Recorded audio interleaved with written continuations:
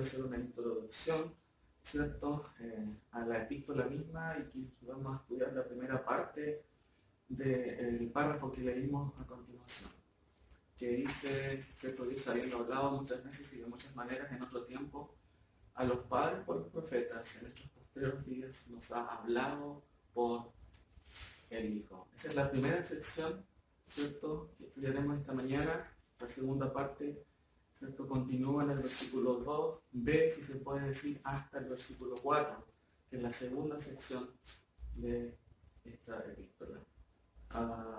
Pero antes de seguir, ¿qué le parece si tenemos otro momento de oración? Señor, te damos gracias por tu palabra, gracias que ella es viva y eficaz, como dice también esta epístola, y nos ayuda a entender, Señor, muchas cosas. Tú, Señor, nos escudriñas, como dice este versículo, pero también tu palabra nos da la luz para que podamos seguirte de mejor manera. Gracias, Padre, por ello, gracias que la tenemos entre nosotros y podemos estudiarla sin ningún problema. Guíanos, Señor, guíame también a mí, a exponer y juntos también poder entender este precioso escrito, Padre, para el beneficio de nuestra vida espiritual. Muchas gracias, Señor. En nombre de Jesús. Amén. Bueno, algunas cosas introductorias de la epístola a los hebreos, ¿cierto? Es necesario, no lo vamos a ver más, pero sí es necesario que conozcamos algunas cosas de la introducción, aspectos generales de la carta. El autor de Hebreos. ¿Quién es el autor de Hebreos según ustedes? A ver, vamos a hacer una ruleta aquí. No. ¿Quién es el autor de Hebreos? Se han dado muchos nombres, ¿cierto? Algunos creen que es el apóstol Pablo. ¿Alguien aquí cree que es el apóstol Pablo el autor de la epístola a los hebreos? ¿Sí? ¿Piensan que sí? Bueno, vamos a ver. Históricamente se han dado muchos nombres. Ahí tenemos Pablo, Lucas, Bernabé, Apolos o Silas pudo haber sido. ¿Por qué razón, cierto, se dan esos nombres? Porque la epístola a los hebreos es una epístola impresionante desde el punto de vista literario. Desde el punto de vista del griego, ¿cierto? Es una de las cartas, ¿cierto?, más finas, si se puede decir, en estilo, ¿cierto? Y ahí va dando luz en qué sentido, en que Pablo no escribe como escribe el autor de Hebreos. Aquí voy a dar algunas razones de por qué, perdónenme, no es Pablo. ¿Quién será? Vamos a ver. Primera razón, paternidad. Paternidad significa quien la escribió. ¿Cómo dice el versículo de Tesalonicenses, ¿cierto? Segunda de Tesalonicenses, versículo 2. Perdón, capítulo 3, versículo 17. Si ustedes pueden acompañarme ahí, veamos que nos da una pista muy interesante en cuanto a la característica de Pablo al escribir sus cartas, ¿cierto? Cuando él se despide de la epístola de los hermanos en Tesalónica, dice, y el mismo Señor de paz, de siempre paz en toda manera, el Señor sea con todos vosotros. La salutación, ¿cierto?, es de mi propia mano, de Pablo, que es el signo, ¿qué dice su Biblia? En toda carta mía. Así escribo. No hay indicios en la epístola de Pablo, ¿cierto?, de la característica habitual que Pablo tiene para escribir. Generalmente Pablo, por ejemplo, aquí al lado en la epístola a los Timoteos, mire cómo empieza la epístola a Timoteo. ¿Cómo empieza? Pablo, apóstol de Jesucristo. Se presenta de manera, ¿cierto?, preliminar, ¿cierto?, diríamos al tiro se presenta, diciendo, yo soy Pablo, apóstol de Jesucristo, enviado por el Señor. Y casi en todas sus epístolas, en realidad en todas sus epístolas, él se presenta de esa manera. Hebreos, hay una ausencia en ese sentido de una salutación. Ese es el primer argumento. El segundo argumento, vamos a Hebreos 2, 3, hay un versículo que no vamos a estudiar ahora, pero ¿se pierde la salvación? No. Pero aquí dice, ¿cómo escaparemos nosotros si descuidamos una salvación tan grande? Hay que cuidar la salvación, ¿cierto? Si no la podemos perder. Hay algunos círculos en donde se cree eso. Ya vamos a llegar a ese versículo, ahora no. Pero miren lo que dice al final. ¿Cómo escaparemos nosotros si descuidamos una salvación tan grande, la cual habiendo sido anunciada primeramente por el Señor, ¿cómo dice? No fue confirmada por los que oyeron. ¿Qué dice esa última parte? No fue confirmada por los que la oyeron. Él habría dicho, yo fui testigo de ello. Exacto, exacto. De una u otra manera, aquí Pablo está diciendo que él no es, perdón, que el autor de Hebreos no es testigo preliminar, es un testigo secundario. Leo de nuevo, dice, primeramente por el Señor, no fue anunciada, no fue confirmada por los que oyeron. Hubiera dicho por los que oímos, ¿cierto? Pero él se aparta un poquito y claramente vemos que este versículo nos muestra que él no fue parte de los primeros testigos. Como dice Gálatas 1, 11 y 12, que es un contraste en cuanto a este versículo. Gálatas 1, ¿cierto? Mas hago saber, hermanos, que el evangelio anunciado por mí no es según hombre, pues yo ni lo recibí ni lo aprendí de hombre alguno, sino por revelación de Jesucristo. ¿Cómo recibió Pablo el evangelio? Por revelación. ¿Secundariamente o primariamente? Directamente de parte de Cristo. Entonces eso no cuadra con qué cosa. Con el versículo que acabamos de leer, ¿cierto? Que dice, ¿cómo escaparemos nosotros si descuidamos una salvación tan grande, la cual habiendo sido anunciada primeramente por el Señor, no fue confirmada por los que oyeron? No, Pablo fue, ¿cierto? Una persona, un apóstol que directamente recibió el evangelio de parte de Cristo. Segundo argumento, testigo secundario. Y el tercer argumento, ¿cuál es? Hay muchos más, pero yo voy a dar tres nomás. Es la redacción del griego de Hebreos. Hebreos, hermanos, mis queridos hermanos, es una epístola increíble en este sentido. El estilo se asemeja al griego clásico, diría uno. Pablo, según los teólogos, es un poquito más al lote para escribir. La gramática, el estilo en el texto griego es un poquito más, más popular, si se puede decir. De hecho, Pablo, bueno, es interesante, él incluso inventó muchas palabras. Por ejemplo, en 2 Timoteo dice que toda la escritura es inspirada. La palabra inspirada es theonautos. Es una palabra que él inventó. Interesante, que se traduce inspirada, pero me gusta más la traducción insuflada. ¿Saben lo que significa eso? Insuflada es como soplada por exhalada. Exhalada.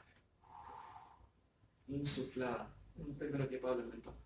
Ahora, no es que necesariamente la estilo y la retórica de Pablo sea mala, no. Pero en comparación a la gramática de Hebreos, la gramática de Hebreos es un libro, digámoslo así, con un estilo fino, que no es típico en las epístolas de Pablo. Y les voy a dar un ejemplo. Miren lo que dice ahí, el primer versículo. ¿Lo puede leer, cierto? Está en griego, ¿cierto? Se dice que griego, la introducción, inmediatamente se ve el estilo. Yo no veo nada, ¿cierto? Dirás, en lo que es la aliteración del versículo. ¿Qué es la aliteración? Es una forma retórica del estilo, ¿cierto? Que trata de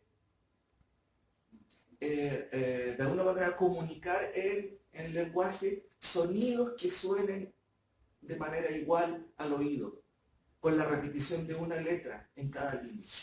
Por ejemplo, siempre en homilética, en los mensajes homiléticos en el instituto, una de las cosas que se enseña a los alumnos es aliterar los mensajes. ¿Me entienden? No sé si ustedes han oído de eso. Por ejemplo, acá en la epístola de Hebreos se habla de la superioridad de Cristo. Entonces yo puedo aliterar un mensaje de 3 puntos diciendo, Cristo es superior a los profetas. Cristo es superior a los ángeles. Cristo es superior a Moisés. ¿Se da cuenta cómo empezó todo? Con una palabra. ¿Cuál es la palabra? Superior. Cristo.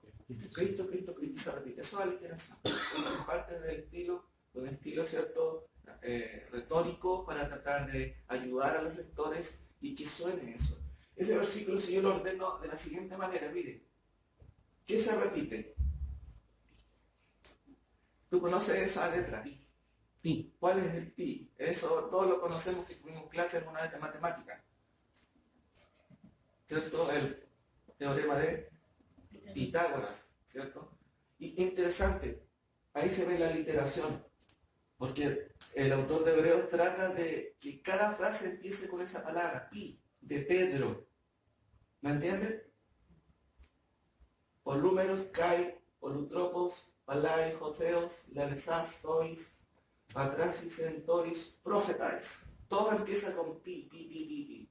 Y ahí podemos ver que el estilo, evidentemente, según obviamente los teólogos, es impresionante en ese sentido.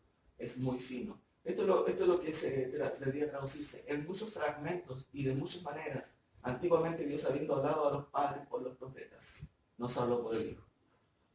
Entonces, ¿cuántas razones tenemos aquí? ¿Por qué no fue escrita por Pablo? 3. ¿Crees que son contundentes? Son muy contundentes. Por esa razón no es Pablo. Y yo me sumo a lo que dijo Orígenes, como la mayoría de los teólogos, no podía uno pensar diferente. ¿Quién escribió la carta? Y él va a decir lo siguiente. ¿En cuánto va a decir quién la escribió? Solo Dios lo sabe. Algunos piensan que es Pablo, es el pensamiento de Pablo, pero la mano es de otro autor. Puede ser. Pero si ese autor escribió con su propio estilo, ¿cierto? Esta epístola maravillosa que fue reconocida, ¿cierto? Ya en el segundo siglo como una epístola inspirada por el Señor. No hubo mucho problema en eso, aunque sí se cuestionó en su momento porque no tenía autor. La Iglesia Católica insiste en que la escribió Pablo, ¿cierto? Pero ¿sabe por qué razón? Para no cuestionar a los papas, que tratan de alguna otra manera adjudicarla a Pablo porque ellos pensaban que de esa manera la carta tenía autoría. Pero ya sabemos que algunos tenemos muchas razones de que no, Pablo no la escribió. ¿Cuáles son? Primera, paternidad, ¿cierto?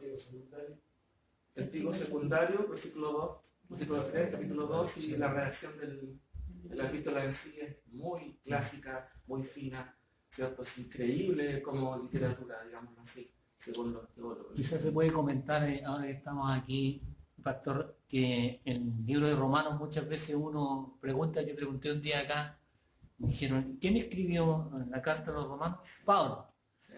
Bueno, y él aparece en el versículo 1, dice, Pablo, siervo de Jesucristo, llamado a ser apóstol, apartado para el Evangelio de Dios, que él, bueno, y sigue constando ahí. Pero al terminar la carta, en el capítulo 16, versículo 22, dice, yo Tercio que escribí la epístola os saludo en el Señor. Es decir, Pablo le dictó la carta, ¿no es cierto? En este caso a Tercio. Pero es diferente, digamos, a hebreo. Exacto, sí. La paternidad literaria o intelectual se habla ahí, en este caso Romanos, de Pablo. Porque habitualmente en ese tiempo habían amanuenses que escribían lo que se dictaba. Pero en este caso es difícil porque el griego es diferente. ¿Me entiendes? Totalmente diferente.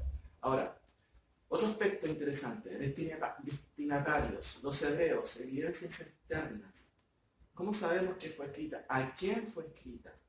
El término hebreo, ¿cierto? Se ve primeramente en Génesis 14:13. Mire, vamos ahí, súper rápido, Génesis 14:13, para entender primero de dónde nace este concepto de hebreo, ¿cierto? Génesis 14:13.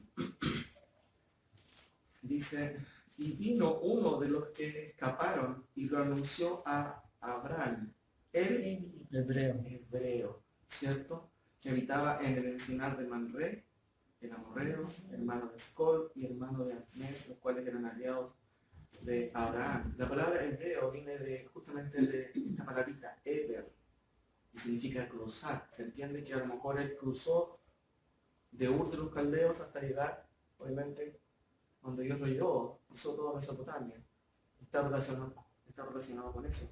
En Hechos 6, ¿cierto? Se hace una distinción entre los hebreos y los griegos, ¿cierto? Claramente ahí ya el concepto es acuñado desde esos días, digámoslo así, días de Abraham, y queda como un nombre para este grupo, ¿cierto? Para el pueblo judío. 6:1. En aquellos días, como creciera el número de los discípulos, hubo murmuración de los griegos contra los, otra vez, hebreos. Bueno, ese concepto obviamente nace ahí. Pero, básicamente, la epístola a los hebreos, ¿cierto? Adquiere su nombre en primer lugar por un famoso manuscrito, ¿cierto? Ahí está el manuscrito, un poco en chino, así se escribía un poco el griego antiguo. Uno de los papiros más antiguos de la Biblia es el Sester Beti, que está catalogado con una P y el número 46, data del segundo siglo. Saben, hermanos, que no hay ningún libro secular que tenga tal, ¿cierto?, característica y estándar. La escritura supera a cualquier libro en ese sentido. Tiene más apoyo textual que cualquier libro secular de aquellos entonces, de las grandes obras clásicas. Este papiro, Chester Beatty, uno de los más antiguos, ¿cierto?, contiene como 86 páginas, y en la página 21 hay un escrito, Samuel Pérez Milos, el profesor Samuel Pérez Milos nos da este dato, en la página 21 dice a los hebreos en ese manuscrito, pero ya a finales del segundo siglo. Entonces, de ahí en adelante, ¿cómo queda esa epístola cuando empezaron a leerlo? Esto es para los hebreos. Pero esas son evidencias externas. Eusebio, también un historiador, dice fue escrita a los hebreos en el segundo siglo. La iglesia también la reconocía que fue escrita para los hebreos. Evidencias internas. Y aquí evidentemente esto es evidente. La carta menciona muchos aspectos del Antiguo Testamento. Alude al sistema levítico del sacerdocio, al ritual del sacerdocio. Citas directas e indirectas, tiene muchas del Antiguo Testamento, ¿cierto? Hay alusiones, por ejemplo, a los padres, ¿cierto? Refiriéndose a quién: Moisés, Abraham, Jacob, ¿cierto? Isaac, ¿cierto? Y a nosotros, comparando, menciona el campamento, una alusión, ¿cierto? Ahí a la tierra prometida, ¿cierto? A la estadía que ellos tenían en aquellos lugares, que menciona la palabra reposo, pero ahí hay una superación, ¿cierto?, de lo que es el reposo espiritual. Ellos siempre esperaban llegar a la tierra, al reposo, ¿cierto?, de la tierra de Canaán, pero el autor de Hebreos salta y habla del reposo espiritual, de estar en Cristo, ¿me entiendes? Todas esas alusiones, evidentemente, claramente mencionan que la epístola fue escrita a los hebreos, pero también, de una otra manera, no significa que solamente eran hebreos, sino también judeos cristianos. Porque en ese tiempo, recuérdense, en el primer siglo, mis queridos hermanos, la generación que vivió en ese tiempo, muchos de ellos no hablaban en hebreo. Entonces eran judíos que hablaban en griego, ¿cierto? Y que muchos de ellos habían aceptado la fe en Cristo. Por eso es que ellos mayormente leyeron la Septuaginta. ¿Y cuál es la Septuaginta? La traducción del Antiguo Testamento al idioma griego. ¿Me entiendes? Ahora, estas son las evidencias internas de la carta. Ahora, ¿cuál es la razón de la carta? ¿Cómo dice 13:22? Vamos al 13:22. ¿Qué es esta epístola? ¿Cuál es la característica? Dice, os ruego, hermano, que soportéis, ¿qué cosa? La palabra de exhortación, pues os he escrito brevemente, son 13 capítulos, no sé cómo dice el brevemente, bueno, es largo. Pero Hebreos, ¿qué es entonces, mi querido hermano? Viendo este versículo. Una palabra de exhortación. Exacto, es una palabra de exhortación. Pero también este concepto incluye consolación, exhortación, y ¿saben qué también? Advertencia. Y esto yo creo que ustedes lo tengan claro, hermanos, porque es como el leitmotiv, el hilo rojo de toda la epístola. Se tiene este pensamiento, palabra de exhortación, advertencia y consolación. Notemos algunos versículos que nos revelan cuál es la intención del autor. Fíjense, ¿por qué? Porque hay un peligro evidente que se ve en la epístola. Algunos hermanos querían alejarse de Cristo y volver al judaísmo. ¿Será Cristo realmente el Mesías? Algunos estaban dudando y estaban en serio peligro de volver otra vez a la religión antigua. Y aún hoy día, pastor, Por supuesto. porque hay muchos, ¿no es cierto?, que tratan de aplicar el Antiguo Testamento y la ley específicamente a la vida diaria. Y Hebreo es claro, ¿no es cierto?, de que ahora nos ha hablado por el Hijo. Exacto. Y por lo tanto lo que el Hijo dijo y dejó escrito es lo que nosotros tenemos que hacer. Exacto, justamente.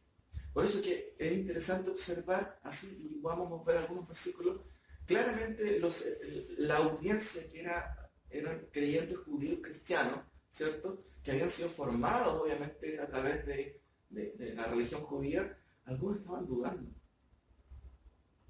Por eso es que notamos algunos versículos. 2.1. Por tanto, es necesario que con más diligencia atendamos a las cosas que hemos oído, no sea que nos deslicemos. Hay un peligro de deslizarse de Cristo. Cuidado, no lo hagan. Eso está diciendo Pablo, el autor de Hebreos. Perdón. Versículo 2, capítulo 2, 3. ¿Cómo escaparemos entonces, mis queridos, si descuidamos una salvación tan grande? Si ustedes se alejan de Cristo, ¿cómo van a salvarse? Es imposible. Fíjense el tono del autor, la urgencia que él pone. Hebreos 3, versículos 7 y 8. Por lo cual, ¿cierto? Como dice el Espíritu Santo, si oyeres hoy su voz, no endurezcáis vuestros corazones, como en el día o como en la provocación, en el día de la tentación, ¿dónde? En el deseo. Es una alusión a los padres. No repitan lo que hicieron sus padres, no endurezcan sus corazones, está diciendo el autor. O sea, ¿se está dando cuenta de la urgencia? De cómo el autor está tratando de explicar. 3.12 dice, mirad, hermanos, ¿cierto? Está escribiendo evidentemente a un grupo de creyentes, que no haya en ninguno de vosotros corazón malo de incredulidad para apartarse del Dios vivo, ¿cierto? Otra vez esa exhortación, ¿cierto?, a los hermanos, a no abandonar a Dios y la revelación de Cristo. Hebreos 4.1. Temamos, pues, no sea que permaneciendo aún la promesa de entrar en su reposo, algunos de vosotros parezcan no haberla alcanzado. Pablo hace una comparación entre el reposo antiguo testamentario, el reposo cristocéntrico, de estar en Cristo. Cuando estamos en Cristo reposamos. Ya no tienes que hacer todo el ritual, porque Cristo, ¿cierto?, cumplió toda la ley. Y él dice, temamos pues no sea que permaneciendo aún la promesa de entrar en su reposo, alguno de vosotros parezca no haber alcanzado, porque no confía totalmente en Cristo, porque no cree. 4.11. Procuremos pues entrar en aquel reposo para que ninguno caiga en semejante ejemplo de qué cosa? Desobediencia. Entonces es evidente que el autor quiere exhortar a los creyentes, no abandonen esta revelación, no abandonen a Cristo, sigan ahí, ¿cierto? 5, 11 y 12. Hay una reprensión ahí.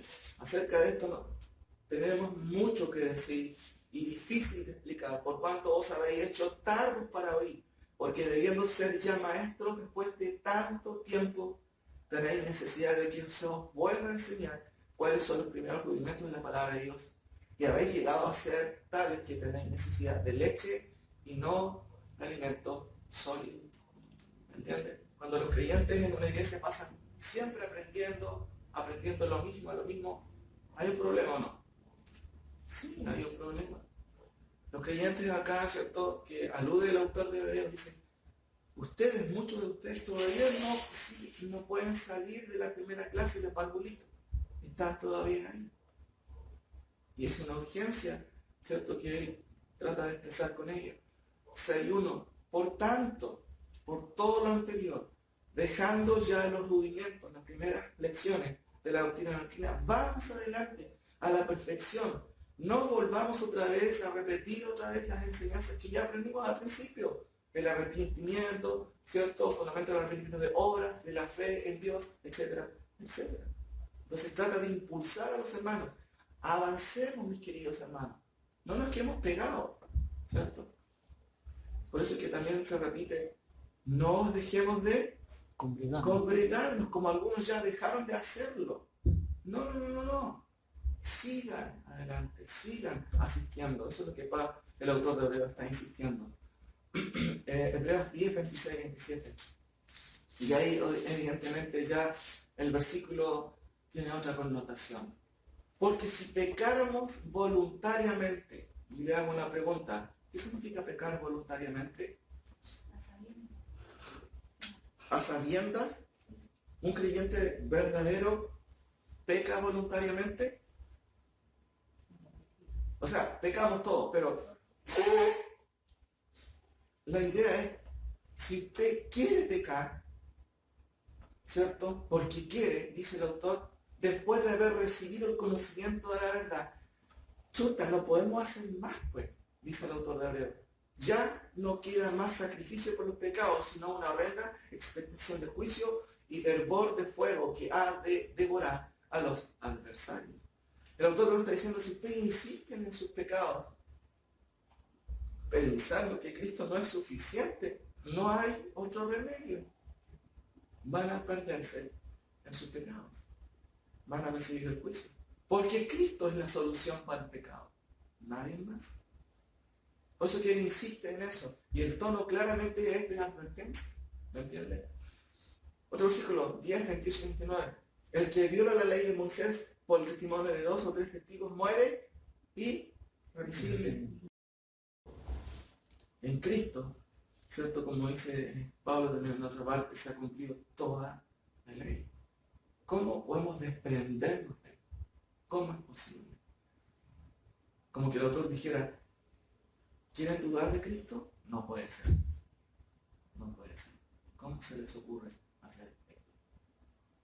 Entonces, claramente, la palabra del autor de Hebreos en 13:22 dice, os ruego, hermano, que soportáis la palabra de exhortación, que incluye también, ¿cierto?, advertencia, pero también consolación.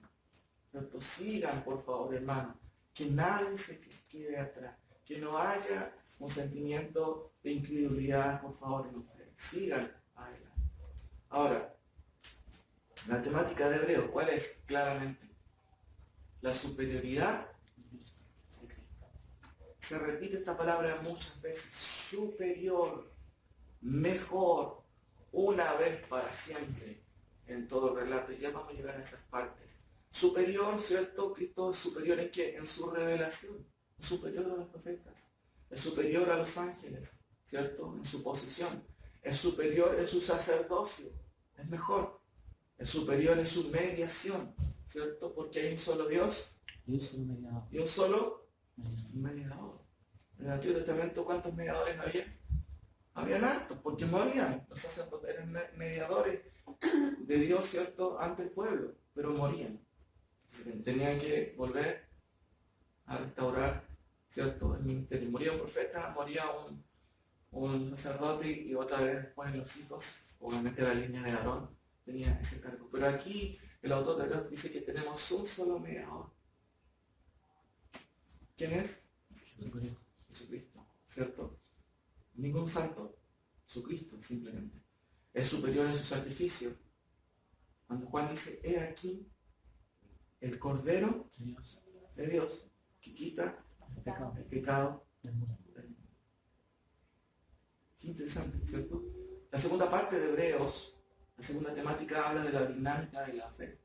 Quizás este es un resumen súper rápido, súper superficial, ¿cierto? Los ejemplos antiguos de la fe, la disciplina de la fe, los obstáculos de la fe, la meta de la fe y exhortaciones finales, aspectos prácticos. Hermano Harlow, profesor Carmen Bain, ¿cierto? Él tiene más o menos esta idea en su comentario.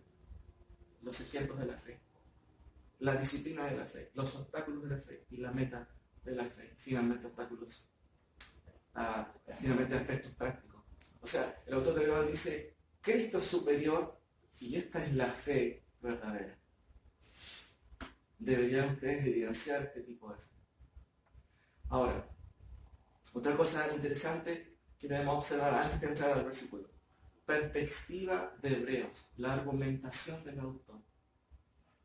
Es de el antiguo pacto al nuevo pacto. Esa es la perspectiva que vemos en la epístola y se ve de esta manera. El antiguo pacto es el comienzo de algo, ¿cierto? Es un tipo. Cuando uno va a comprar un repuesto, siempre le dan la opción de comprar el original o el alternativo. ¿Cuál compramos nosotros? Más barato el alternativo, pero más dura poco, ¿cierto?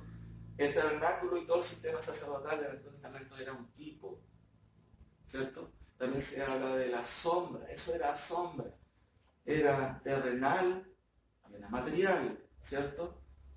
Y también era provisional. El autor de Hebreos apunta hacia el nuevo pacto, pero el antiguo pacto habla del comienzo de este sistema sacerdotal. El nuevo pacto habla de la perfección, del final, ¿cierto?, del nuevo pacto en Cristo, de su muerte y lo que logra Cristo con su muerte. Si el Antiguo Testamento y su sistema era un tipo, Cristo es el cumplimiento final de este ministerio, ¿cierto? Si el Antiguo Testamento es una sombra, ¿cuál es la realidad? El sacrificio de Cristo es la realidad. Lo antiguo apuntaba hacia Cristo. Todo este sistema de sacrificio, de cuántos animales tenían que morir, ¿cierto? Apuntaba. Por eso que Juan dice que he aquí el cordero. ¿Cristo era un cordero? No. ¿Literal? No está hablando en ese sentido. Diciendo, hay aquí el cordero que quita finalmente y por todas el pecado de cada una de las personas, ¿cierto? O de toda clase de personas, más bien dicho. Ese es el sentido de la palabra mundo, no es que quita el pecado de cada uno de todas las personas, de todos los que han nacido desde el comienzo de la historia hasta el final, no. Está hablando de la distinción de cualquier clase de persona. Terrenal y material, pero Cristo vino desde el cielo y su sacrificio, ¿cierto?, tiene una implicancia espiritual. El antiguo pacto era provisional, el nuevo pacto es definitivo. Esas son las combinaciones ahí en la argumentación de Pablo. Pero también hay otra manera de presentar el argumento y el hermano Bayer lo explica muy bien bajo tres conceptos. El concepto de la comparación, eso hace el autor de Hebreos, compara constantemente, ¿cierto? Que no es bueno comparar. ¿Cierto? Se dice eso, ¿cierto? El autor de Hebreos compara constantemente, habla de una superación y de la perfección. Estas tres cosas están presentes en el desarrollo de la argumentación. Por ejemplo, ustedes tienen, ¿cierto?, un sumo sacerdote. Nosotros también tenemos un sumo sacerdote, a Jesús. Esa es la comparación. ¿Cuál es la perfección o la superación? El autor dice, pero ¿quién es este? Cristo. Es mejor. Es mejor que el que ustedes tienen. Superación. ¿Cierto? Perfección. De hecho, es el único verdadero sumo sacerdote. ¿Qué es eso? Perfección. ¿Cierto? El autor de Hebreos está comparando constantemente. Sí, está bien, esto se hacía, pero ahora tenemos algo mejor. Por eso es que es habitual en la epístola de Hebreos, una vez y para siempre, mejor, superior, celestial, no terrenal. Hablando de quién? De la persona de Cristo. Pastor, con respecto a eso, también la comparación que hace el libro de Hebreos lleva a pensar, hay algunas personas que no están de acuerdo, pero hay otras que sí están de acuerdo en el sentido de el dispensacionalismo. Entonces, cuando uno habla acerca de la dispensación, que estamos en otra dispensación y por lo tanto el escenario cambió desde que Jesucristo resucitó, cambió, muchas cosas cambiaron. Entonces, cuando uno no tiene la idea de que en este periodo de tiempo en que Dios pone a prueba al hombre llamado dispensación, han pasado dispensaciones o periodos, pero que ahora estamos en otro periodo nuevo, ¿no es cierto? Que es el nuevo pacto. Y cuando uno tiene más o menos eso, acepta, ¿no es cierto?, que el libro de Hebreos tiene toda la razón porque es la palabra del Señor, pero acepta también que todos los sacrificios del Antiguo Testamento ya pasaron y que ahora todos, ¿no es cierto?, confluyen en nuestro Señor Jesucristo. Exacto. Lamentablemente en el día de hoy se ataca mucho lo que es el concepto premilenial dispensacional. Lamentablemente, ¿cierto? Encontramos más críticas en lo que es las redes sociales en cuanto a eso, pero eso es bíblico. Claramente lo notamos en la escritura, como dice hermano Hans. Claramente aquí hay un cambio dispensacional en ese sentido. Ahora, la argumentación del autor de Hebreos es esta, ¿cierto? Hay una comparación, hay una superación y una perfección. Ahora, ¿cuál es el tema de esta mañana? Cristo es superior en su revelación. Hablamos de revelación. ¿Existen más revelaciones en el día de hoy? No. En algunos círculos dirán que sí, Dios sigue revelándose. Pero ¿sabe qué? El autor de Hebreos va a darnos una respuesta, digamos, lapidaria. No hay más revelación. Cristo es la última revelación de Dios. Y lo va a decir en esta primera parte del versículo. Y vamos a notarlo claramente aquí, porque el autor va a hacer una comparación. Como les dije, vamos a quedarnos hasta el versículo 2, la primera parte, porque la riqueza que hay aquí es bastante. Y vamos con lo primero. ¿Qué ha hecho Dios en el versículo 1 y 2? ¿Qué dice? Dios, habiendo hablado muchas veces y de muchas maneras en otro tiempo a los padres por los profetas, en estos postreros días nos ha hablado por el Hijo. ¿Qué hizo Dios? Habló. Se comunicó, no es un ídolo mudo. Él se comunicó con sus criaturas. Y el autor le dice, Dios habiendo hablado muchas veces, y habló muchas veces. Por eso que en primer lugar tenemos, Dios habló, segunda cosa, de muchas maneras o formas, ¿cierto? A los padres a través de mediadores. ¿Cómo se llaman estos mediadores? Profetas, ¿cierto? Cuarto, pero también ha hablado hoy por el Hijo. Es una lectura general que podemos tener de lo que dicen estas primeras palabras. Es una lectura súper rápida. Pero, ¿cuál es la idea? ¿Cierto? Y vamos a lo siguiente. Versículo 1 y 2. Hay una pequeña brecha entre los dos de a lo menos 400 años. ¿Quién fue el primer o último de los profetas en hablar? Digamos ustedes, a ver. Del Antiguo Testamento.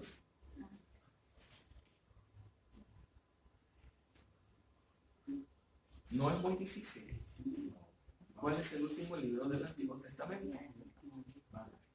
Escucho por ahí. Malaquías. Ahí viene un periodo intertestamentario que se conoce de silencio de a lo menos 400 años. Pero no es silencio. Es el lápiz creyón del Señor que está subrayando algo. Entonces cuando tú ya subrayas algo, ¿cierto?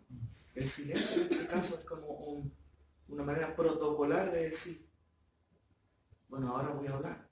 Porque la entronización de Cristo, ¿cierto?, al mundo es de una otra forma la voz de Dios para los hombres.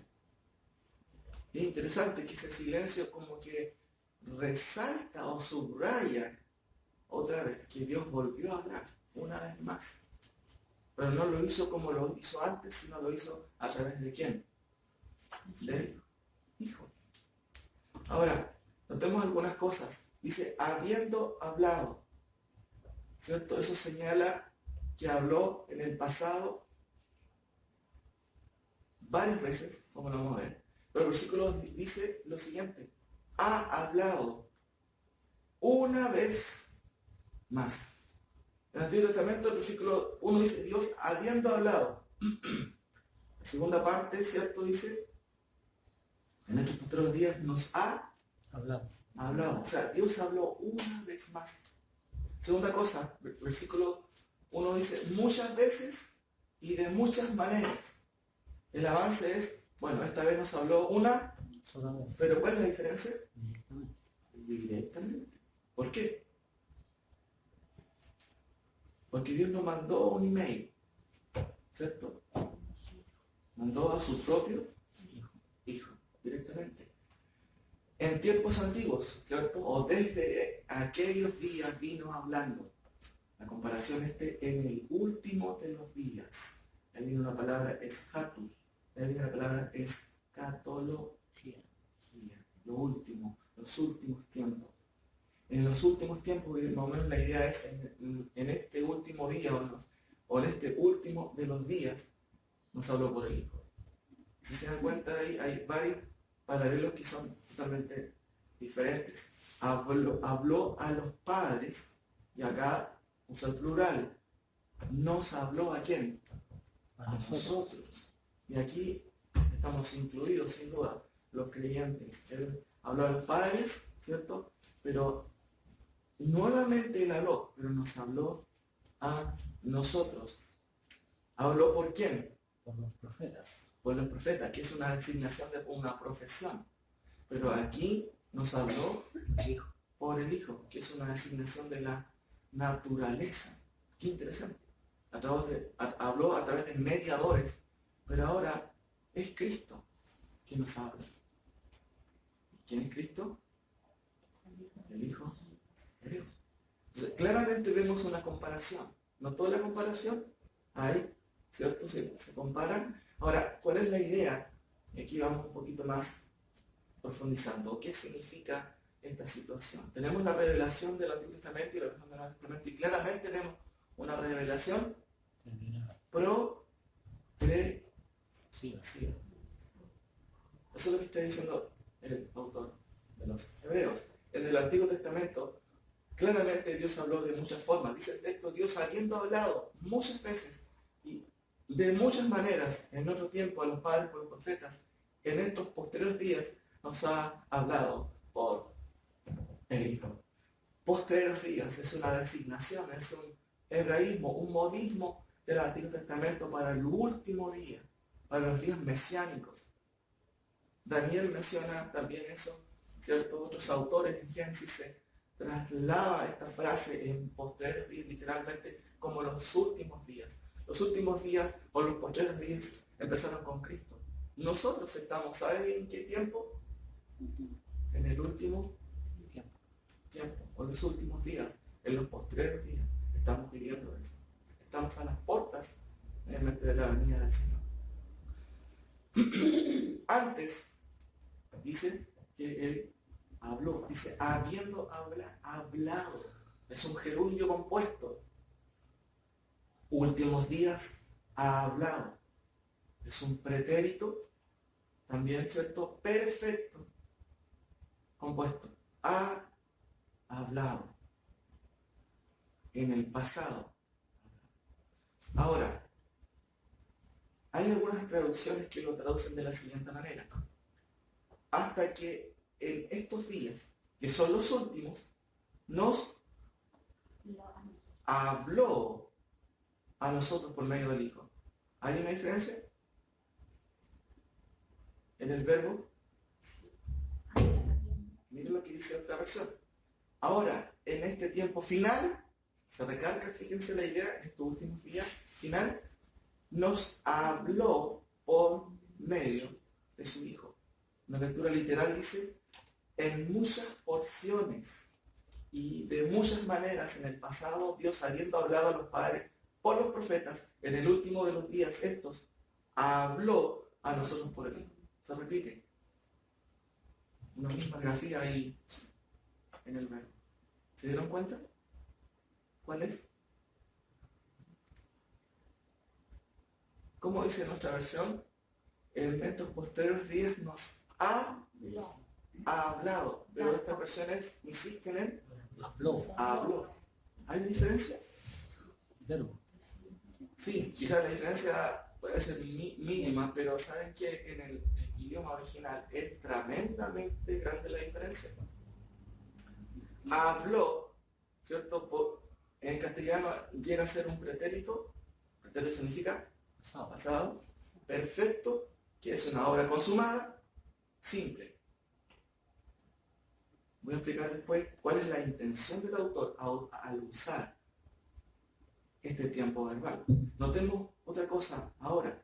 Tenemos muchas veces en el pasado, por los padres, ¿cierto? Habló en porciones, qué interesante, literalmente en fragmentos. O sea, nunca ni un profeta tuvo la verdad completa. Jesucristo dijo, yo soy el camino, La verdad y la y vida. la verdad y la vida. ¿Cuánta verdad tenía Cristo? Todas. Toda la verdad. O la que Dios permitió revelar a los hombres. ¿Cierto? Deuteronomio 29, ¿cómo dice? ¿Se acuerdan? Las cosas secretas Pertenecen a Dios. pertenecen a Dios, más las reveladas a sus hijos. Dios quiso revelarse en Cristo. No todo, seguramente, Dios nos ha revelado. Hay cosas aún que están dentro de sus secretos, porque quizás nuestra mente no alcanza a vislumbrar las maravillas que seguramente Dios nos mostrará cuando estemos en su presencia, sin duda. Ahora, notemos algunas cosas. Revelación del Antiguo Testamento y revelación del Nuevo Testamento. Es una revelación progresiva. Dios habló a través de sueños. ¿Se acuerdan de José? ¿Cómo habló Dios a José? Mediante sueños. Mediante sueños. ¿Quién otro fue que soñó? Famoso profeta. Y Daniel también. Y otros más también. Dios hablaba a los padres también a veces a través de sueños. Epifanías, ¿cierto? Jacob peleó con quién? Con un ángel. Con un ángel, ¿cierto? Con el ángel de Jehová. Que básicamente es una manera de decir o de hablar del Cristo preencarnado, ¿cierto? Antes de que se encarnara. Epifanías, ¿cierto? Habla de un prefijo que habla de intensidad y fanía, luz. Es una palabra técnica para decir que Cristo se apareció o Dios se apareció a través de epifanía, para la redundancia, a través de la ley. Dios se reveló a través de portentos grandes, ¿cierto? El cruce del Mar Rojo, el cruce del Jordán, la alimentación en el proceso de la peregrinación de los 40 años que Israel, ¿cierto?, pasó antes de llegar a la tierra de Canaán. ¿Cuántos milagros vieron? Muchos milagros, ¿cierto? A través de intermediarios. Recuerden que los profetas y los sacerdotes eran intermediarios. Los profetas eran intermediarios de Dios al pueblo y los sacerdotes del pueblo hacia Dios. De esa manera. Por eso que literalmente dice el texto, Dios habiendo hablado muchas veces, ¿cierto? Y de muchas maneras. Al presente, ¿cierto? Bueno, también el Urim y Tumim, ¿cierto? Ahí tenían unas piedras los sacerdotes para ver la voluntad del Señor. Pero en el Nuevo Testamento Dios habla, ¿de qué manera? Directamente. Directamente. No manda a un emisario. ¿A quién manda? ¿Y quién es Jesucristo? Es su Hijo. ¿Cierto? Ahora, notemos otra cosa más. Ahí está la palabra olumeros, es la primera palabra en el texto original, que se traduce como muchas veces. Y eso literal significa fragmentariamente. Nunca en el Antiguo Testamento los creyentes tuvieron la revelación completa, sino fragmentariamente, ¿cierto? De porciones, de a poco. Dios iba revelándose. Pero en Cristo, ¿cierto? Dios nos habló de manera definitiva, como he dicho. Nos habló en el Hijo. Es muy interesante, queridos hermanos, que en el texto original no aparece el pronombre él, sino que dice, nos habló El Hijo. en Hijo. ¿Qué quiere decir eso? A ver. ¿Cómo? Muy bien, Felipe. Nos habló en forma de hijo. ¿Quién nos estaba hablando finalmente entonces? Dios. Dios mismo, mis queridos hermanos. Dios mismo nos habló. Mira lo que dice acá. Dios nos habló en el Hijo. Proceso de revelación. La verdad en fragmentos. Culminación de la revelación. La verdad en Personas. ¿cómo dice Juan 1:1? En el principio. En el principio Era el verbo. era el verbo. Y el verbo Era con Dios. era con Dios. Y el verbo Era Dios. era Dios. Usted sabe que la palabra verbo viene de la palabra logos, que significa palabra. La palabra se hizo Carne. carne. ¿Quién es la palabra? Jesucristo.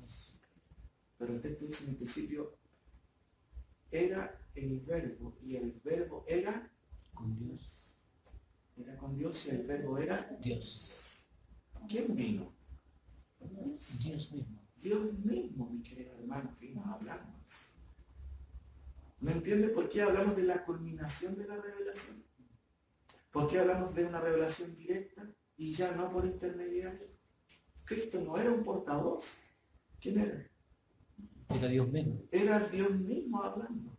Dice el profesor Samuel Pérez Milos, Cristo hizo visible al invisible. Qué interesante. Juan 1:18 dice, ¿se acuerdan cómo dice? A Dios nadie le ha visto. le dio Jamás. jamás. Y El unigénito Hijo que está en el seno del Padre, Él le ha dado a conocer. a conocer. El que me ha visto a mí, Ha visto el Padre. ha visto al Padre. Muéstranos al Padre, decía el versículo, ¿cierto? Entonces, mis queridos hermanos, cuando el autor de Hebreos está diciendo de que Dios nos habló en el pasado y que ha hablado por el Hijo, está diciendo que hubo una culminación de la revelación. Dios no envió más mensajeros, vino Él mismo a hablarnos en persona. En el Hijo, ¿cierto? O en Hijo, como dice el literal. Él asumió, ¿cierto? Digámoslo así, a cuerpo, como dice Filipenses, no estimó el ser Igual a Dios. parecido a Dios, no dice igual a Dios como cosa que afanarse, sino que se despojó y se humilló a sí mismo hasta hacerse más bajo que los hombres. Y en esa condición obviamente fue exaltado después.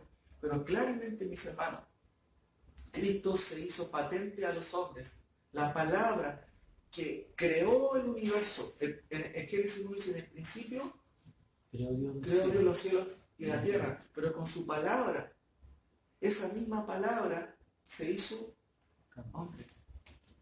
Claramente. Entonces vemos claramente que hay un proceso, hay un comienzo, pero hay una culminación en la revelación. En Cristo Dios se reveló de manera total, completa. ¿Por qué? Porque era Dios mismo que vino acá a la tierra, digámoslo así. Culminación de la revelación. El mismo Dios vino a hablar, ¿no es cierto?, cara a cara, en el Hijo, literal, el Hijo. Por eso es que el autor de Juan claramente quiere dejar claro eso en el Evangelio. Y aquel verbo que es Dios se hizo carne y más encima habitó entre nosotros. ¿Quieren un profeta? No, Cristo no mandó un profeta. Dios mismo se hizo carne. Sin duda, tomó el rol del profeta, de rey y de sacerdote. Hizo las tres cosas juntas. Pero no era un portavoz más. Entonces, mis hermanos, aquí tenemos últimos días, nos habló por el Hijo. Y aquí quizás quiero explicar algo. ¿Por qué se usa este tiempo? O debería traducirse nos habló. ¿Se da cuenta que cuando el autor dice nos ha hablado por el Hijo en comparación a nos habló por el Hijo? ¿Nota alguna diferencia? Incluso al pronunciarnos, nos habló por el Hijo. Es algo definitivo. Así es. Nos ha hablado. Da la posibilidad como de que podría hablar de nuevo. Claro, es como más suave, pero literalmente debe traducirse nos habló por el Hijo. Y en el original esta palabra es un aoristo activo indicativo. ¿Qué significa eso? Que este término, traducido así, ¿cierto?, involucra. Recuerden que en el idioma español muchas veces se enfatiza más lo cronológico, no tanto la implicancia. En el idioma original, la intención no es enfatizar tanto lo cronológico, sino la implicancia de la acción. Esto significa que este verbo nos habló, significa que fue algo definitivo, pleno y final. Por eso es que decimos claramente que no hay más revelaciones. Porque el autor de Hebreos, sin hablar de revelación directamente, nos está diciendo que en Cristo no hay más revelación, porque es la culminación de la voz de Dios. Dios habló muchas veces antes, pero habló no solamente de una nacionalidad, seguramente había más. Pero el autor de Hebreos está diciendo claramente: mis queridos hermanos judíos, Dios ha hablado en Cristo. ¿Cómo se les ocurre abandonar a Cristo? ¿Cómo se les ocurre pensar de que Él no es suficiente? Entonces es un llamado para nosotros, mis queridos hermanos, también. ¿Cómo se nos ocurre abandonar la fe en Cristo? Por eso que el autor dice: ¿cómo escaparemos nosotros si descuidamos una salvación tan grande? Texto que vamos a explicar más adelante. Por eso, mis queridos hermanos, ¿hay profecía en el día de hoy? No. ¿Hay más revelación de parte de Dios? No, mis queridos hermanos, no hay más revelación. ¿Puede Dios seguir hablándonos directamente? Sin duda que Dios nos sigue hablando, mis queridos hermanos. ¿A través de qué? De su palabra. Porque la palabra de Dios, obviamente, es el testimonio de ¿quién? De Cristo. Como Pablo dice, edificado sobre el fundamento de los apóstoles y de los profetas, siendo la piedra principal Cristo mismo. Juan dice, escudriñad las escrituras, porque ellas hablan de mí. Juan 19:30 dice, estas cosas se han escrito para que creáis que Jesús es el Señor. Es el Cristo, ¿cierto? Es el Señor. Primera de Juan dice, lo que hemos visto y oído, ¿cierto? El apelo a los sentidos. ¿Se acuerdan que estudiamos también eso? Hace tiempo, Primera Juan 1, lo que era desde el principio. ¿Qué es desde el principio? Cristo es desde el principio, ¿cierto? Lo que hemos oído. ¿Quiénes oyeron eso? ¿Usted oyó? Yo no oí. ¿Pero quiénes oyeron? Los apóstoles. Oyeron, ¿cierto? Lo que hemos visto. ¿Quién vio a Cristo? ¿Usted no vio a Cristo? Bueno, José también vio a Cristo, según él. Nosotros no hemos visto a Cristo. Los apóstoles vieron a Cristo. Y si nosotros hemos oído con otros ojos lo que hemos contemplado, o sea, se ganaron, mientras predicaba Jesús, miraban así, ¿sí? Estaban haciendo bien la exégesis, no creo que hayan dicho eso los apóstoles, era el maestro, era Cristo, era Dios sin duda. Lo que palparon nuestras manos, ellos tocaron.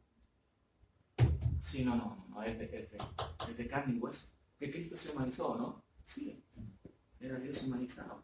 ¿Cierto? Dice, porque la vida fue manifestada y la hemos visto y testificamos, miren, damos testimonio y anunciamos la vida eterna, la cual estaba con el Padre y se nos manifestó. Eso está diciendo Juan. Lo que hemos visto y oído, eso os anunciamos. Está escribiendo en la epístola Juan. Eso anunciamos, ¿cierto? Para que también vosotros tengáis comunión con nosotros. Porque, ¿saben? Nuestra comunión es verdaderamente con el Padre y con su Hijo. Por eso el 4 dice, estas cosas, como dice, os escribimos, para que nosotros la leyéramos. Santifícalos en tu verdad. Tu palabra. Tu palabra es la verdad. ¿A medias? Toda la verdad que Dios quiso revelar, mi querido hermano. Ahora, ¿pueden existir profecías al presente, mis queridos hermanos? No.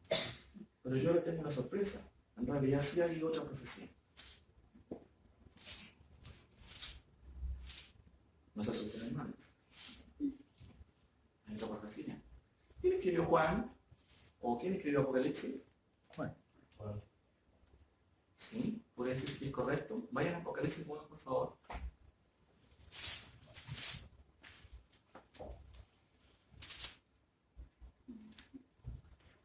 Apocalipsis 1. Hermano Carlos, ¿me un favor? ¿Puedes sacar del bolso? Hay unas hojitas ahí. Me voy a sacarla. Si las pueden repartir también. Yo les pasé ya esta hoja a algunos, pero no a todos. Miren cómo dice el primer versículo de Juan. ¿Alguien puede leerlo con voz fuerte? Porque existe otra revelación. ¿Ah? ¿De Juan o Apocalipsis? Apocalipsis, capítulo 1. La revelación de Jesucristo que Dios le dio para manifestar a sus siervos las cosas que deben suceder pronto, y la declaró enviándola por medio de su ángel a su siervo Juan. ¿Cuál es la última revelación? ¿Ah? Fíjese qué interesante que los evangelios empiezan con Cristo, ¿cierto? Hablando de Cristo. ¿Y quién cierra, digámoslo así, esta revelación? ¿O la revelación? ¿O la escritura? Cristo. Cristo mismo. Cristo es el que nos envía esta revelación. Porque el autor intelectual evidentemente es Cristo. ¿Quién la escribe? Juan, en un escritorio muy cómodo, ¿cierto? No. Exiliado en una isla, hermano. Bajo condiciones precarias escribe esta revelación. Dice, la revelación de Jesucristo que dio Dios, o que le dio Dios para manifestar a sus siervos las cosas que deben suceder. ¿Quieres saber el futuro? ¿Qué tiene que leer? Lee Apocalipsis, la última revelación autoritativa del Señor. Le explico, mis queridos hermanos, el siguiente cuadro. ¿Lo tienen ahí, cierto? En sus hojas. ¿Les sobró alguno? ¿No? ¿Ninguno? ¿Qué pasó?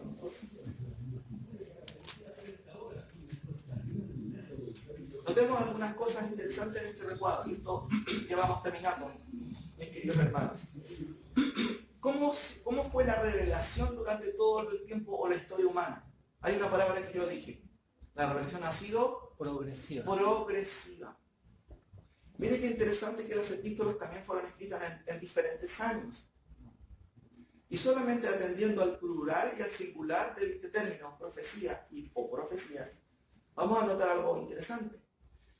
Por ejemplo, en 1 Tesalonicenses 5:20, escrito aproximadamente en el 51, ¿cierto? Pablo dice, no menospreciéis, ¿qué cosa? Las profecías. Las profecías. ¿En qué está? ¿Singular o plural? Plural. ¿Qué significa eso? Que en esos años, ¿cierto? En esos años, ¿en qué año? Aproximadamente hablando, son años aproximados. Pablo dice, no descarte las profecías. Porque aún estaban circulando las epístolas y Dios estaba, de alguna manera, usando a los apóstoles para escribir su palabra. Segunda cosa, en el año 56, Pablo dice a los corintios, porque en parte conocemos y en parte profetizamos. ¿Cuántos años más? 5 años. 5 años más. Qué interesante, ¿cierto? Pablo dijo que las profecías terminarían con la llegada de lo perfecto, ¿se acuerdan? Más cuando llegue lo perfecto, lo que es en parte se acabará. Y ahí usa el plural de profecías. Ahora, si avanzamos nosotros al 66, ¿cierto? En el versículo 21 de Segunda de Pedro, que fue escrito en el 66, se nos dice que jamás la profecía, singular o plural, ¿cierto? Fue traída por voluntad humana, sino que los santos hombres de Dios hablaron siendo inspirados por el Espíritu Santo. Cada vez que estos profetas hablaban, era porque Dios estaba atrás de ellos. En el 66 sigue avanzando. Pero ¿qué pasa en el 95 y en el 100? Juan sentenció las profecías. ¿En qué sentido? 1:3 dice lo siguiente. bienaventurado el que lee y los que oyen las palabras de esta Profecía. profecía, que está en Singular. singular. A ver, ¿qué nos quiere decir Juan en esta profecía? ¿Qué nos dice Juan en esta profecía? Miren, vaya a Apocalipsis capítulo 1, versículo 19. Que entendemos que esta revelación, ¿quién se la dio a Juan? Dios. Dios, pero específicamente Jesucristo. Jesucristo. ¿En quién Dios se ha revelado de manera parcial o completa? Completo. Completa. Y Dios se aparece a Juan y dice, compadre, escribe. Esto es lo último. ¿Qué dice el 19? Escribe las Escribe, o sea, en primer lugar, tiene una visión, pero le manda a tomar un lápiz Bic, ¿cierto? ¿Habría lápiz Bic? No creo. Pero le dice, pon esto en escrito, escribe, y aquí está todo el bosquejo de Apocalipsis, como ven ustedes en su papel, las cosas que has visto, primera parte, las cosas que son, ¿y qué más? Y las que han de ser después de estas. Usted tiene el bosquejo claramente de Apocalipsis. ¿En cuánto se divide Apocalipsis? Según el 19. Las cosas que has visto, ¿Ya? las que son y las que han de ser. Ahí está todo. Aquí tenemos, ¿cierto? Tres cosas. Apocalipsis 1:1 dice la revelación de Jesucristo que Dios dio para manifestar a sus siervos y la declaró enviándola por medio de su ángel. ¿A quién? A sus siervos. Juan. Y esto se divide en las cosas que has visto. ¿Qué vio Juan? Retroceda, por favor, al versículo 12 de Apocalipsis, ¿cierto? El versículo 9. Yo, Juan, vuestro hermano y copartícipe, él nos dice, yo soy apóstol, ¿cierto? No se pone la jineta, ¿qué dice Juan? Yo soy su hermano, copartícipe, vuestro en la tribulación, en el reino y en la paciencia de Jesucristo. ¿Estaba dónde? En la isla llamada Patmos. Vacacionando, ¿cierto? No estaba vacacionando. Por causa de la palabra de Dios y del testimonio de Cristo. Y yo estaba en el Espíritu en el día del Señor. ¿Y qué pasó? Y oí detrás de mí una voz. Exacto. Y oí detrás de mí una gran voz como de trompeta que decía, yo soy el Alfa y la Omega, el primero y el último. ¿Y qué le mandó a decir? Ya, escribe en un libro lo que ves y envíalo ¿a quién? A las 7 iglesias que están en Asia. Y más encima los menciona. Éfeso, Esmirna, Pérgamo, Tiatira, Sardis, Filadelfia y la Odisea. Y aquí nos va a relatar en el 12 las cosas que has visto. ¿Qué vio Juan? Porque el 19 dice, escribe las cosas que has visto. Bueno, y me volví para ver la voz que hablaba conmigo. Y vuelto, vi 7 candeleros de oro, que son, ahí lo interpreta después el mismo Juan, ¿cierto? Vi 7 candeleros de oro, y en medio de los 7 candeleros a un semejante al Hijo del Hombre, vestido de una ropa que llegaba hasta los pies y ceñido por el pecho con un cinto de oro. Su cabeza y sus cabellos eran blancos como blanca lana, como nieve, sus ojos como llama de fuego y sus pies semejantes al bronce bruñido, refulgente como en un horno, y su voz como estruendo de muchas aguas. Tenía en su diestra 7 estrellas, de su boca salía una espada aguda de 2 filos, y su rostro era como el sol cuando resplandece en su fuerza. Cuando le vi, caí como muerto a sus pies, y él puso su diestra sobre mí, diciéndome, no temas, yo soy el primero y el último, el que vivo y estuve muerto, mas he aquí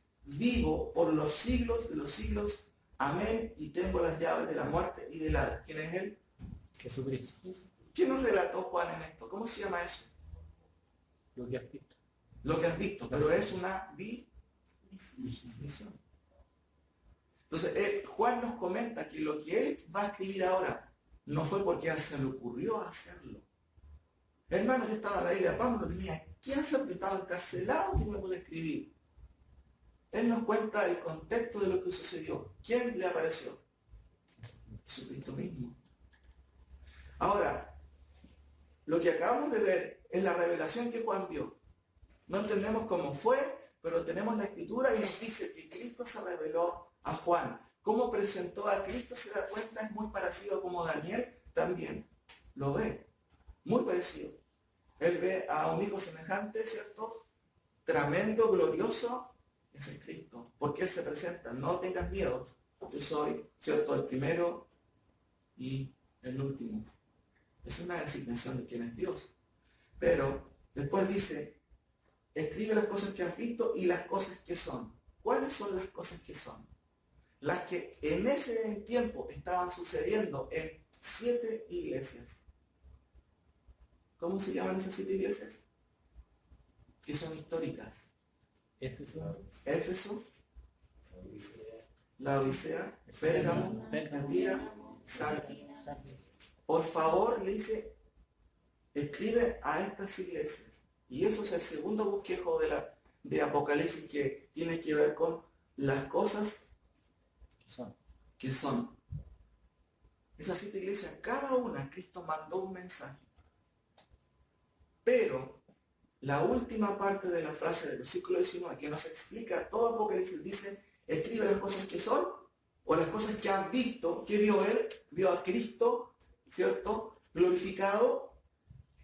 Escribe las cosas que has visto y las que son, del capítulo 2 al capítulo 3, y después escribe las que han de ser después de estas.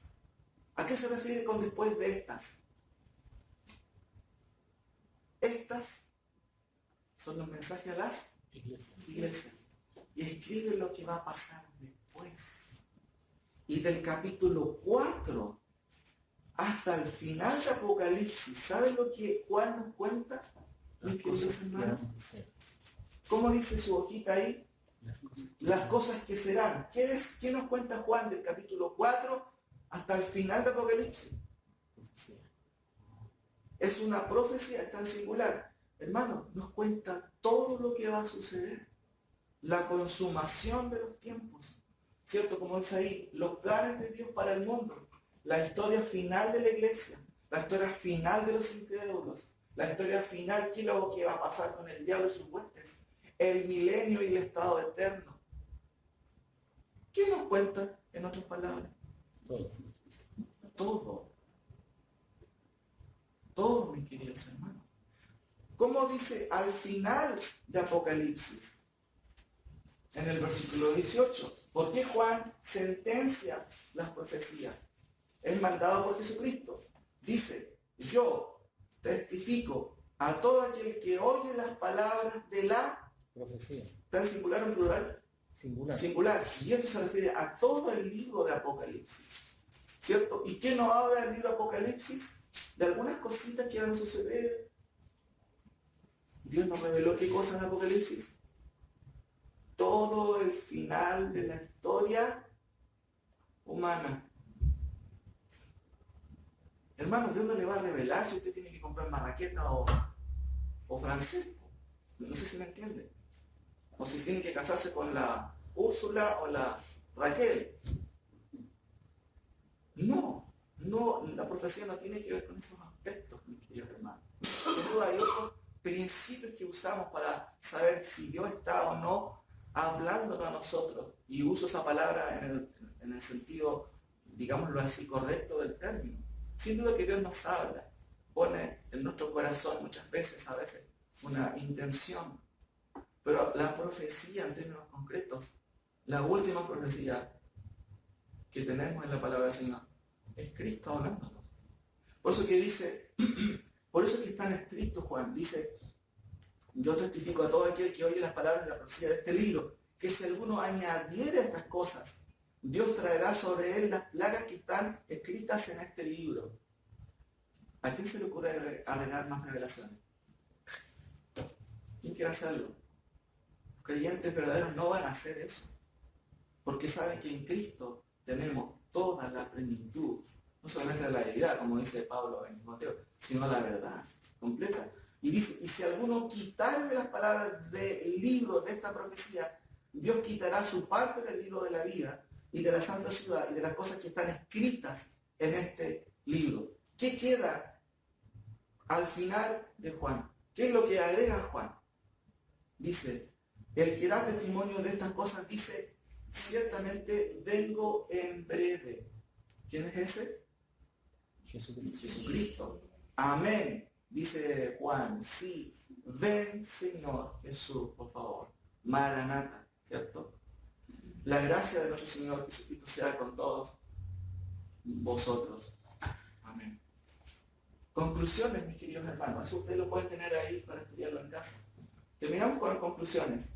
Cristo no es un accesorio ajeno, fue enviado por, y esto especialmente para los judíos que estaban pensando, Él es el Mesías, ¿no? Él es el Hijo de Dios, ¿sí o no? Cristo es la continuidad. Desde el Génesis se habla de Cristo. ¿Cómo no se dan cuenta? Dice el autor de Hebreo. Él no es un accesorio, es el enviado de Dios. Segunda cosa, Dios habló muchas veces, sí, pero ahora habló otra vez de manera superior, plena y final. ¿A través de quién?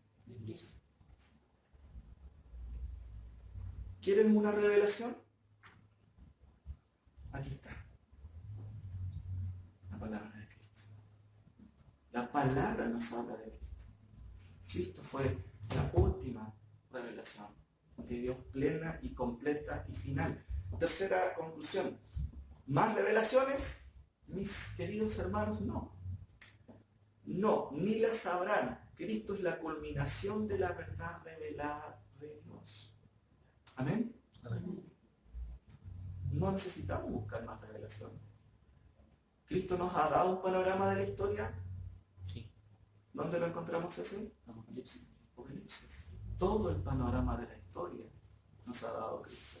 Y quizás no nos ha revelado todo, como le dije antes, pero nos ha revelado lo que necesitamos y con eso es suficiente. Ahora, 4. Ningún profeta tuvo la verdad completa, ¿o sí? ¿Hubo algún profeta en el Antiguo Testamento que tenía toda la verdad? No, mis queridos hermanos. Cristo era la verdad en persona, el Logos encarnado. Acuérdense de eso. Entonces que Juan es uno de las perspectivas del Evangelio más difícil porque es más teológico. Lo que Juan quiere decirnos, que Cristo es el verbo, el Logos, hecho carne. La palabra hablada se hizo carne. Por eso que Cristo, ¿cierto? En Cristo se encuentra la verdad. Porque, bueno, Él dijo, yo soy el camino y la verdad. Y la otra preguntó, ¿qué es la verdad? Estaba frente suyo, estaba. Y no reconoció obviamente la verdad. 5. La obra de Cristo es correlacional a las Escrituras. Están ligadas a las Escrituras. Porque las Escrituras nos dan testimonio de quién?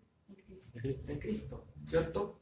Ellas nos hablan de Cristo autoritativamente. ¿Qué significa eso? ¿Cuál es nuestra autoridad? ¿El pastor de la iglesia? Cristo. No, para nada. Cristo es la autoridad. Su palabra es la autoridad. Por eso es que, como dice ahí la última conclusión, la obra de Cristo es correlacional a las Escrituras. Solo ellas nos hablan de Cristo autoritativa y normativamente. Por ello, ellas son para nosotros hoy suficientes. No necesitamos más que la palabra del Señor. Por eso la Reforma dijo sola Escritura. ¿Se dan cuenta, hermanos, que en Cristo tenemos cuántas cosas? Todo. Los destinatarios de Hebreos, muchos estaban dudando. Pero al presente a veces muchos de nosotros dudamos. ¿Sí o no? Sí. Pero ¿será que Cristo? No voy a ir a la iglesia, no, mejor. No, estoy bajoneado. Lo que nos dice el autor de Hebreos y dijo a los hebreos también es un mensaje para nosotros, claramente. No menguemos, mis queridos hermanos, nuestra pasión por Cristo, por la palabra del Señor. Sin duda pasamos por dificultades, como dijo el hermano Jan. Dios usa las dificultades para pulirnos nuestro carácter. Pero no dejemos como dice su palabra, de congregarnos. No tomemos a la ligera la revelación de Cristo, la palabra del Señor, porque Él nos habló de manera definitiva y completa. ¿Cómo no hemos de estar atentos a su palabra? Oremos. Señor, te damos gracias por tu palabra. Tú no te revelaste de forma parcial, te revelaste de forma completa a través del Hijo. Gracias, Padre, porque tú en tu gran amor y misericordia viniste a esta tierra, te hiciste hombre y nos hablaste directamente, no por portavoces. Pero al presente, ayúdanos a nosotros, Señor, a tomarte en cuenta, a tomar en cuenta tu palabra, que es el testimonio de Cristo escrito en estos libros, Señor. Que nuestra fe esté arraigada, que no tengamos el peligro de apostatar, como muchos a lo mejor en la audiencia de los hebreos estaba pensando, ¿será realmente este el Cristo? ¿Será realmente el Mesías? Por eso que claramente es una carta de exhortación, no solamente para ellos aquel día, sino para nosotros, Señor, de no olvidarnos, de no tomar a la ligera la ley cristiana, de no tomar en cuenta tu máxima revelación, Cristo mismo, Señor, y tu palabra que habla de Cristo, que es la palabra de Cristo. Gracias por los hermanos que nos hemos reunido esta mañana, Señor. Ayúdanos a nunca desprendernos de tu palabra, a pesar de las dificultades, a pesar a veces de los bajones anímicos, Señor. Ayúdanos a entender que en ti estamos completos. Ayúdanos, por favor, esta semana a recordar este mensaje, Padre, de la plenitud de la revelación. Cristo es superior que todos en la revelación, en la culminación de la revelación. En Él tenemos todo. Y en su palabra tenemos su palabra. Muchas gracias, Señor. Por favor, ayúdanos porque somos débiles, Padre. Caemos muchas veces, Señor, en la duda, como estos hermanos seguramente, muchos de ellos estaban. Por favor, ayúdanos, Señor. Y sin duda, como dijo uno de tus discípulos, aumentanos también la fe cuando nos falla, Señor. En el nombre de Jesús. Amén.